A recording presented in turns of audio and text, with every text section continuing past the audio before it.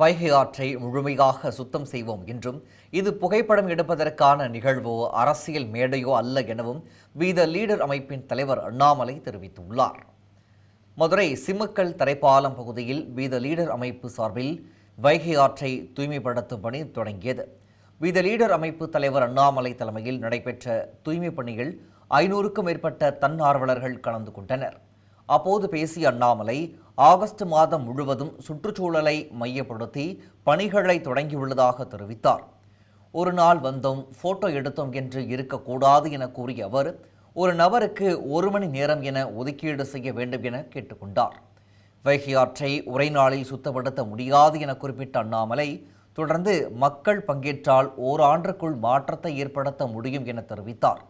கல்லூரி மாணவர்கள் மற்றும் பொதுமக்கள் தூய்மை பணியில் இணைந்து செயல்பட வேண்டும் என்றும், சிங்கப்பூர், துபாய் போன்ற நாடுகளில் மக்கள் தூய்மையை கடைபிடிப்பதை போல தமிழகத்திலும் விழிப்புணர்வு ஏற்படுத்த வேண்டும் எனவும் வலியுறுத்தினார். மேலும் அரசியல் மேடைகளில் பேசுவதை விட களத்தில் இறங்கி பணியாற்றுவதே முக்கியம் என்றும் அண்ணாமலை தெரிவித்தார். ஒரு பெரிய உத்வேகத்தோடு நாம் களத்தில் நின்று கொண்டிருக்கின்றோம். ஏதோ எடுத்தோம், ஒரு நாள் வந்தோம், போட்டோ எடுத்தோம், பணி செய்தோம், கிளம்பணும் அப்படின்னு இருக்கக்கூடாது.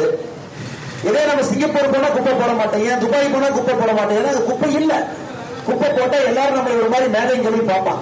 இங்க எல்லா இடத்துலயும் குப்பை இருக்கிறனால குப்பை போட்டு போற யாரும் கேட்க மாட்டாங்க.